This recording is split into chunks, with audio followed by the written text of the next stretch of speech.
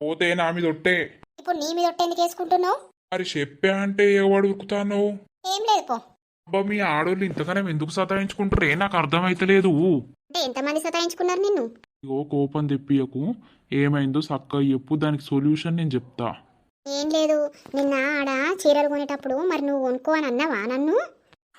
నేను అనుకున్నా నీ మూతి మార్చుడు గదే ముచ్చట, కానీ పండుగ వస్తుంది కదా అప్పుడు కొనుక్కునేవులే. ఏమద్దు పో నాకు. ఎక్కువ ఏషాలు వేయకు. నువ్వు మీది మీదికి రాకు, నన్ను ఏదో కూలి చేస్తా అనుకుంటున్నావు కానీ నేను అస్సరికే కూలు గాను. ఎందుకు కూలు కావు? ఖచ్చితంగా నువ్వే అవుతావు. అరే దొబ్బుతానవేంది నువ్వు? దొబ్బకపోతే ఏంది? గదినికే అలుగుతారా బంగారం? నీకేదంటది కొనిస్తా కదా నేను. అందరు ముంగట నీకు ఎట్లా చెప్పాలని సైలెంట్గా ఉన్నా. గదినికే మూతి వంకర పెట్టుకొని నా మీద అలుగుతావా అయితే?